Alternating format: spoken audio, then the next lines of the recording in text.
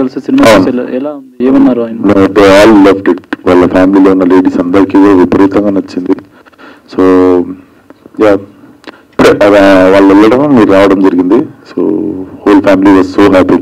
చాలా చాలా నచ్చినట్టు సినిమా అందరికి. అంటే మీరు లుంగి కట్టి ఇందులో కొత్తగా ప్రయత్నించారు కదా, దాన్ని ఆయన ఎలా చూసా, ఎలా ఏమైనా మెచ్చుకున్నారా? ఒకటే ఎక్స్పెక్ట్ చేయలేదు గురు.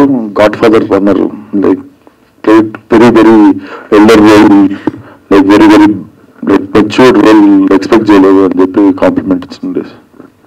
Wish all the best. Thank you. Hi sir.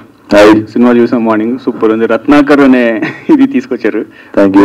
ఒక 2-3 షేడ్స్ లో బాగా చూపించారు. ఫైనల్ ఇది కూడా అంటే ఏజ్డ్ గెటప్ లో కూడా.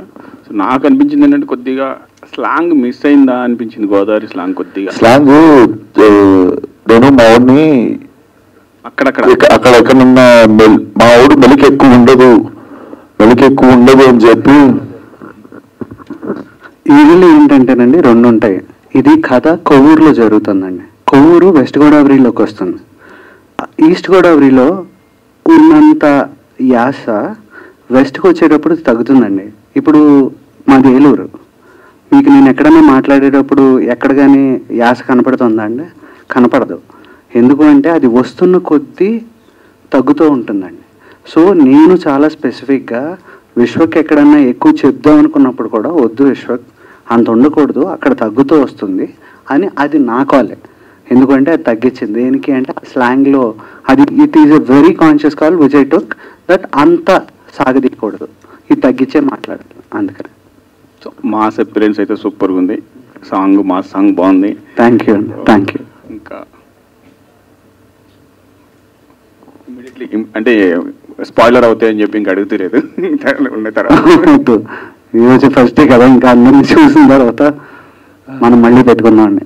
బాగా గట్టిగా భారీగా చాలా పెట్టుకున్నాం. సో విశ్వక్ గారు, కొన్ని సీన్స్లో కొన్ని లుక్స్లో ఎన్టీఆర్ గారు లాగా కనిపిస్తున్నారని అంటున్నారు. ఆల్రెడీ సోషల్ మీడియాలో కూడా అదే కామెంట్స్ వస్తున్నాయి. సో దాన్ని ఎలా తీసుకుంటున్నారు? అంటే ఈ కాంప్లిమెంట్ నాకు తెలిసి స్ట్రాంగ్గా ఒకసారి మన పాగల్ సినిమా తర్వాత కూడా వచ్చిండే. అండ్ యా సమ్ టైమ్స్ అవి కుట్టింది, అది ఐ బిన్ లిజనింగ్. అంటే ఇప్పుడు కొత్తగా ఉన్నది కాదు. సో నేను అన్నా కూడా అనుకుంటాం అప్పుడు it's not a new thing to hear, but it's a great compliment only. Okay, already action సీక్వెన్స్లో లారీ మీద నుంచి పడిపోయారని ఒకటి చెప్పారు. బట్ సినిమాలో కూడా యాక్షన్ సీక్వెన్స్ చాలా ఉన్నాయి, చాలా టఫ్గా కూడా ఉన్నాయి. ఇంకా ఏదన్నా ఇన్సిడెంట్స్ ఏమైనా జరిగినాయి అంటే చూస్తే చాలా టఫ్ యాక్షన్ సీక్వెన్సెస్ ఉన్నాయి కదా? ఏం జరగలేదు, కానీ మీరు ఆ లారీ మీదకి ఎక్కి చూసారు కదా, మూవింగ్ లారీ. అది మూవింగ్ లారీ నిజంగానే డ్రైవింగ్ సీట్ నుండి మీదకి నిజంగానే ఎక్కేసినుండే. మూవ్ అవుతున్న లారీని కెమెరా పెట్టి తీసాము. ఒక రోప్ లేదు, ఒక సేఫ్టీ ఏం తీసుకోలేదు. జస్ట్ ఒక 2-3 days అల్యూమినియంలో ప్రాక్టీస్ చేసి రన్నింగ్ లారీ నుండి మీదకి ఎక్కేసి చేసినుండే. సో ఆ ఫైట్ అంతా మేము ఒరిజినల్ మూవింగ్ లారీ మీద తీసినాం. యాక్షన్ సీక్వెన్సెస్ ఎన్ని ఉన్నాయో రొమాన్స్ కూడా అంతే ఉంది. మీరు ఎక్కువ దేన్ని ఎంజాయ్ చేశారు ఆన్ షూట్ సెట్స్? నేను మా డైరెక్టర్లకి నా దగ్గరికి రాగానే చెప్తా. వేరే సినిమాలలో అంత రొమాన్స్లు పెడతారు, నా దగ్గరికి రాగానే జస్ట్ ఇట్లా హీరోయిన్ జస్ట్ కళ్ళలో కళ్ళు పెట్టి చూసుకొని రొమాన్స్ అయిపోయి పెళ్ళి అయిపోతే అన్నీ అయిపోతాయి, ఇంకేం లేదు. మీరు అంత రొమాన్స్ ఏం చూసారని నేను ఆలోచిస్తున్నా సినిమాలో. సో నేను ఎంజాయ్ చేసేది మాత్రం I enjoy like very powerful scenes. Like మీరు పంటి మీద సీన్ కావచ్చు, సెకండ్ హాఫ్ లో పోలీస్ స్టేషన్ సీన్ కావచ్చు, ప్రీ ఇంటర్వెల్ వచ్చేది లారీ మీద సీన్ కావచ్చు. And I enjoy these scenes. And వీటికన్నా ఎక్కువ కష్టంగా కూడా కాదు. ఎందుకు అది అన్ని మాక్సిమం ఫస్ట్ టేక్లేదు. విశ్వ గారు, నాకు ఏంటంటే ఒక విషయం విన్నప్పుడు చాలా ముచ్చటేసింది. అంటే బాలకృష్ణ గారు ఒక తల్లి కడుపును పుట్టకపోయినా కూడా నా సొంత బిడ్డలాగా భావిస్తున్నట్టుగా అన్నారు. అంటే ఇట్స్ ఎ బిగ్ అచీవ్మెంట్. నాకే గూస్ బంప్స్ వచ్చాయి ఆ మాట విన్నప్పుడు. అంటే హౌ డూ యూ ఫీల్, అంటే మీరు ఆ సిచ్యువేషన్ అన్నప్పుడు? అంటే అంటుంటారు కదా చాలా మంది, నువ్వు పద్ధతి మార్చుకోవాలి, మాట తీరు మార్చుకోవాలి, ఉంగాలి లొంగాలి, అట్లుండాలి ఇట్లుండాలి అని చెప్తుంటారు కదా. సో అవేం చేయకపో అవన్నీ చేస్తే ₹2 ఎక్కువ సంపాదించి 2 సినిమాలు ఎక్కువ రావడం లేకపోతే ఏదైనా ఉండొచ్చు, కానీ నేను ఎప్పుడు మార్చుకోలేదు అది 5 సంవత్సరాలలో. మీరు కూడా చూస్తూనే ఉన్నారు. సో వాళ్ళు ఆ ఆనెస్టీని చూసే వాళ్ళ మనస్తనంతో దగ్గర తీసుకున్నారు అనిపిస్తుంది.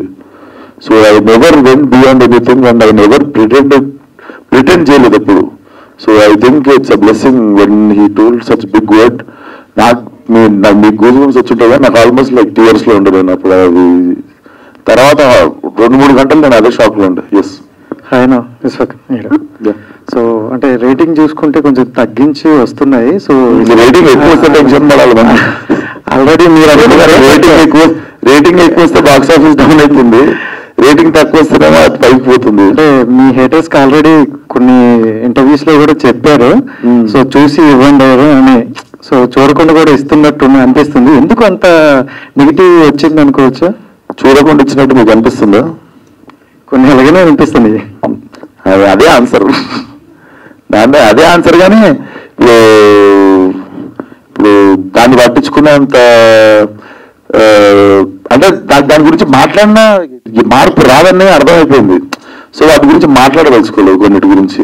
ఎందుకంటే people are with us, people are with our film. Cinema lovers అనేటువంటి రోజు అంటే ఒకటేమి సార్, మీరైనా నేనైనా ఇప్పుడు మనం ఈ ఎంటర్టైన్మెంట్ ఫీల్డ్ లో ఉన్న వాళ్ళందరము భారతదేశం మొత్తంలో మనం గర్వపడేది మన తెలుగు ఆడియన్స్ ఉన్నారు కాబట్టి. ఎవరైతే ఇంకా సినిమాని థియేటర్ని బతికిస్తుర్రు, థియేటర్కి వచ్చి సినిమా చూస్తుర్రు అనే ఒక గ్రేట్ కల్చర్ ఉంది మన దగ్గర. అండ్ హిందీ సినిమా టికెట్లు 400-500 ఉంటాయి. Comparatively our ticket prices are less. Still we collect వాళ్ళు ఇండియాలో 28-29 స్టేట్లలో వచ్చే కలెక్షన్లు మనం 2 స్టేట్లలో ఇచ్చేస్తుంటాం మన తెలుగు ఆడియన్స్ అంత చిన్న టికెట్ ప్రైస్తో. సో ఇంతమంది బతుకుతున్నారు థియేటర్లో పనిచేసిన వాళ్ళు కావచ్చు, వాళ్ళు కావచ్చు. ఒక 2 నెలల నుండి సినిమాలే థియేటర్లో. ఇప్పుడు మనం అందరం కలిసి సంతోషపడాల్సిన విషయం, ఒక సినిమా వచ్చింది, మళ్ళీ థియేటర్కి జనాలు వచ్చారు, థియేటర్లోకి రెవెన్యూ వచ్చింది, కొన్ని మూసేద్దామనుకుర్రు, అది ఇంత నడుస్తున్నప్పుడు ఇంకా మీరు చూడకుండానే ఇచ్చిర్రని మీరు అంటారు. అది పొద్దున్న నుండి నాకు 10 మంది చెప్పారు, అది చూడకుండా ఎందుకు ఇస్తారు అని సినిమాకి రివ్యూ. కొన్ని చోట్ల షో అయిపోకముందు అండ్ కొంతమంది ఫస్ట్ హాఫ్కి ఒక రివ్యూ, సెకండ్ హాఫ్కి ఒక రివ్యూ. సెకండ్ హాఫ్ రివ్యూ రాస్తున్నప్పుడు ఫస్ట్ హాఫ్ రాస్తున్నప్పుడు మరి సెకండ్ హాఫ్ ఎప్పుడు చూసిర్రు, పాజ్ చేసిర్రు మరి థియేటర్లో తెలియదు. సో ఇట్లా మరీ మనం అంటే మా శత్రువులు ఎక్కడనే ఉండరు. అంటే మన ఇండస్ట్రీ ఎంత మంచిదని ఇక్కడ మనం ఆనందపడుతున్నాము, ఇంత మంచి ప్లేస్లో ఉన్నాము, ఆడియన్స్ ఇంకా థియేటర్ని ఎంకరేజ్ చేస్తున్నారని. అట్ ద సేమ్ ప్లేస్ ఇట్లాంటివి కూడా జరుగుతుంటాయి. అంటే చేసి మనం చేంజ్ చేయలేము అనుకుంటా. You become bigger than problem like I said yesterday. ప్రతి మూవీకి మరి మీరు ఇలాంటి ఫేస్ చేయడానికి రెడీ ఉన్నారా? మరి ఫేస్ చేయడానికి రెడీ ఉన్నానా అంటే ఇప్పుడు నేను ఏం చేయగలుగుతా, ఒక ఐడియా చెప్తే నేను ఇంప్లిమెంట్ చేస్తాను.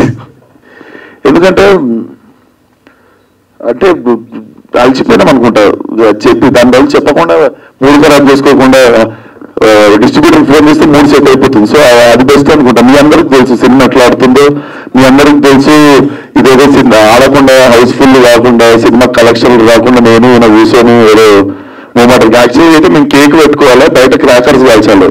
అది కూడా ఎందుకు చేయలేదు అంటే మేము మా ప్రొడ్యూసర్ గారి ఇంట్లో జరిగిన ఇన్సిడెంట్కి రెస్పెక్ట్ పే చేయాలని చెప్పి we kept it very simple and calm.